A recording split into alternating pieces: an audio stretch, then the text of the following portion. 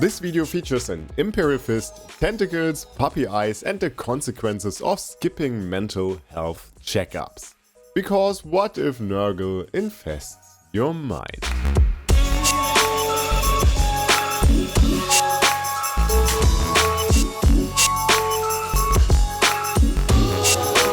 First, let's cut out the parts and build his greater components. After that, I started removing the eagle on his chest and gathered some more materials. Like feet from A or the Korgorath. Whatever this thing is. When his huge cloven feet were collected for the feet throne, I went on and cut away the front of the lower body part of the Saturnine armor. I know, I could have done that when it wasn't glued together, but I didn't know that I want to replace that part with this Nurgle torso. I cut away the Death Guardian's shoulders, which left me with a part that is nearly identical in size and has a lot of gaps. But these won't be a problem, it's Nurgle after all. And when that was done, it was time to give the Saturnine a little height boost. For that I used parts of the sprue that I placed in the inside of that torso part. That was honestly a little more fiddly than I anticipated, but overall very easy. And after that it was time for the lower part of the body that I just glued onto the sprues, which already looks cool in my opinion. I left that to harden and dry and opened the stage for the Korgorath hooves again. I had to get another angle on these legs or they would bend in a very unnatural way, even for Chaos standards. So off with his heels I guess. And to lengthen his legs I once again used sprue parts, some that were already in a round shape, and glued them into the lower knee joints. On the upper part of his leg there was a little knob. That one had to go. I repeated the process and went on with his base. I didn't have an unused one that was fitting for a Demon Prince this time, so this blue one here had to do. I did a video about this one back in my old days. I had to give him a base first, because he wouldn't stand properly without one. And after that I took both of his legs and shoved metallic wire into them. Sounds painful, but helped him stand. A drill and some green stuff also helped securing his foot into a slight bend angle that we know from the Demon Princes. At this point I also want to welcome the newest channel member, Cy McBride T60, for joining the Chaos Cult. Thank you for the support, man. While the green stuff was still wet, I shaped it with my pincers because I am very lazy, and also to match the texture and to create a look like it appears to grow in and out of his armor. I am really a master of misusing tools, by the way. I can even tighten screws with a hammer. Trust me. And before you call me out on heresy, I did this to both of his legs, positioned him onto the base and waited a couple of hours. We went eating an ice, I guess, because it was really hot that day. Speaking of days, I went on and tried to sculpt my first cables, which worked surprisingly well with this green stuff world tool.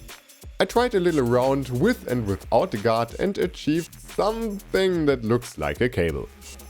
And after that I repeated the process a couple of times until I had enough. I placed these all over the miniature, and if you are still confused what this has to do with days, don't worry about it. I just needed a good transition and this was none of them.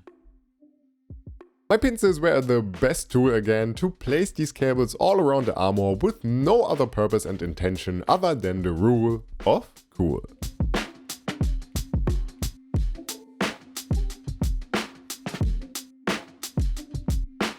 For the big gaps near the knee joints, I sculpted something that will resemble flesh in the end. After I painted it at least. Also a little bit of this thin wire that I wrapped around his leg, ending somewhere at his back.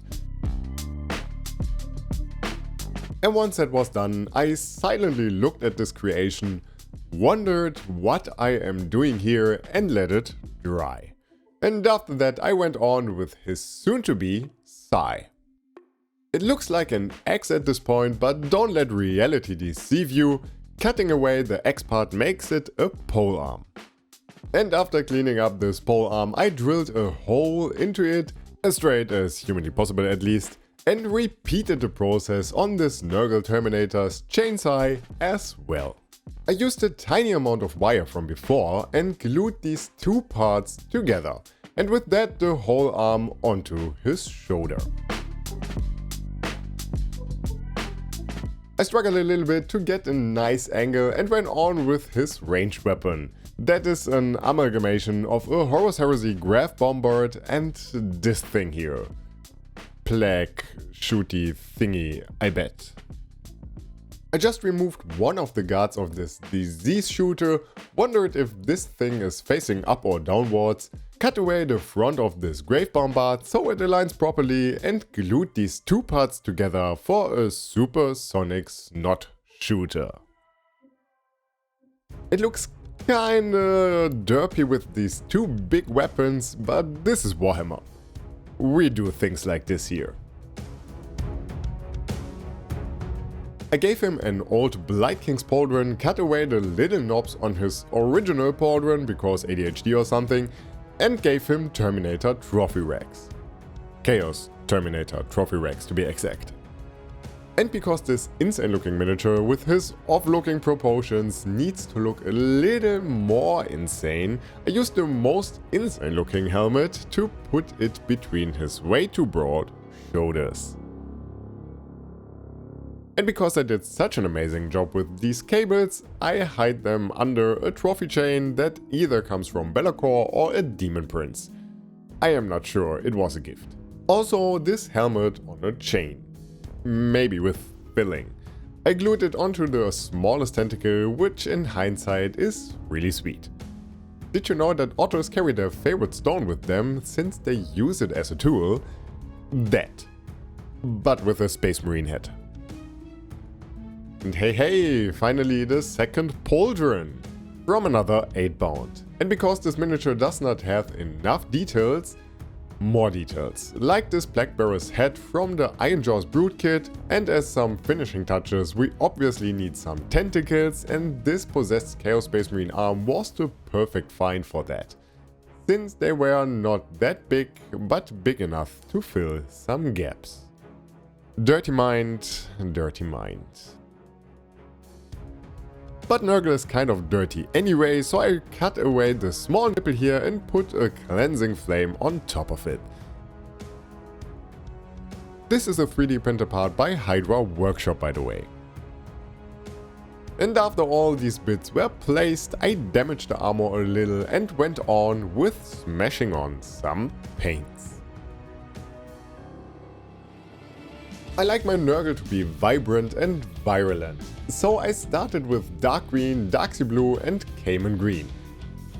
I brutally smashed this once onto the miniature, aiming for the dark sea blue to be more in the shadows and Cayman green more towards the areas that would be touched by the light. And while that was still wet, I went on with burnt red and hot orange on the weapon and soon to be non-metallic metal parts. This is such a vibrant orange, I love it. The last base color would be deep magenta for all the fleshy parts. After that I highlighted the armor, which was the longest step, because I just mixed a little bit of Scorpy green and light green into the already existing colors to brighten it up even further. My style of painting Nurgle really is to go nuts with green hues of any kind and aim for the brightest ones to be some kind of an edge highlight. A little bit of ivory mixed in here and there exaggerates the effect more. And after that I went on with some soon-to-be non-metallic metal parts. I used a dry brushing motion to paint over the orangey parts, leaving that orange in the recesses still shine through, so I have a rust effect as well. And once that's done, I mixed more and more wolf grey into it, up until a pure wolf grey, which creates this rusty but blank steel-like look. And while you see me doing this, I would love to encourage you to leave a like, subscription and thank you instantly for doing so. And when that was done, I took care of his flashy parts with Buckman's Glow and Deep Magenta and Ivory. Since I for some reason never tell you guys what base colors I use, it's Dark Earth, Turquoise Mine and Sun Yellow, all by AK Interactive. For the very few bone-like parts and horns, I used a base coat of Dark Rust followed by a dry brushing motion of Elfic Flesh. For the trim I once again used Pro Acrylic Bronze, shaded with Vallejo's Turquoise and Game Wash Black. The Imperial Fist was painted with Parasite Brown and Sun Yellow, by the way, and I only did this for the joke. Pesky YouTuber and such. For his eyes I just used Deep Magenta and White. And with that said, I call the miniature done.